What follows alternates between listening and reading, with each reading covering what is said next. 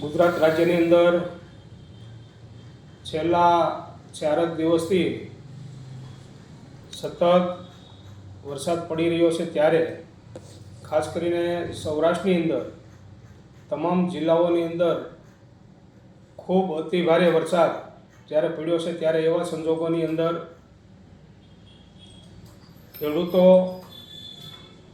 ખેત મજૂરો, પશુપાલકો અને ખેતી સાથે જોડાયેલા ભાગ્યા તરીકે કામ કરતા આવા તમામ લોકોને સરકારે સહાય આપવી જોઈએ. ખાસ કરીને ખેડૂત છે એમનું દેવું માફ કરવું જોઈએ. પશુપાલકોના ઘાસચારા માટે સર્વે કરીને એમને પણ સહાય આપવી જોઈએ.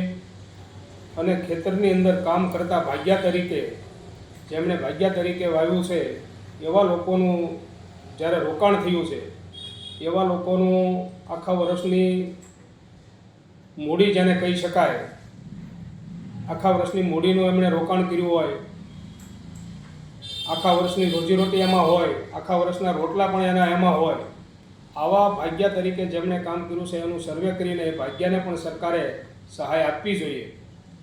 ખાસ કરીને સૌરાષ્ટ્રની અંદર જ્યારે આપણે જોઈએ છીએ ત્યારે આવા અતિ ભારે વરસાદના કારણે આવા ખૂબ લોકોને નુકસાન થયું છે, ત્યારે સરકારે આની ગંભીરતાપૂર્વક નોંધ લેવી જોઈએ, વિચારણા કરવી જોઈએ.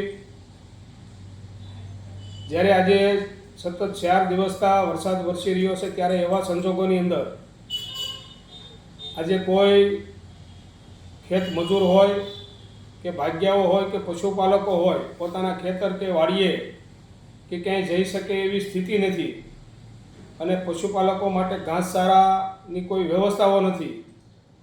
જે ખેતર કે વાડીની અંદર હતો એ નષ્ટ પામ્યો છે, ત્યારે સરકારે તાત્કાલિક એની વ્યવસ્થાઓ કરી અને ઘાસચારો પહોંચાડવો જોઈએ. અને ત્યારે ભાગ્યાઓ પણ ખેતરની અંદર કામ કરતા હોય, આજે એ પણ ઘરે પોતાના બેઠા છે, ત્યારે એમને પણ સરકારે સહાય આપવી જોઈએ. ગુજરાતની અંદર આપણે જોઈએ છીએ તેમ લાંબા સમયથી ભારતીય જનતા પાર્ટીનું શાસન છે, ત્યારે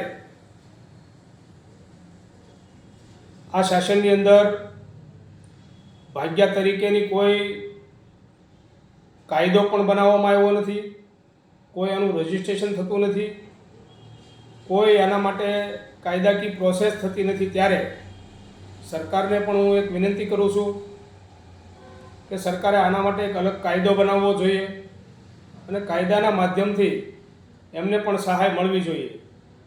દાખલા તરીકે ખેતરની અંદર કામ કરતા હોય ત્યારે ખૂબ મુશ્કેલીઓ આવતી હોય. ઘણા વખતના સંજોગોમાં ઇલેક્ટ્રોનિક મોટરો ચલાવતા હોય ત્યારે ચોંટ લાગીને ખેડૂત કે ખેત મજૂર કે ભાગ્યા તરીકે કામ કરતો હોય, ભાગ્યા ગુજરી જતા હોય છે. ત્યારે ઉનાળાનો સમય હોય ત્યારે લૂ લાગવાથી પણ મૃત્યુ પામતા હોય છે. જીવજંતુઓ કરડી જવાથી પણ એમને મૃત્યુ પામતા હોય. આવા સંજોગોની અંદર સરકારે પણ એમાં સહાય જાહેર કરવી જોઈએ.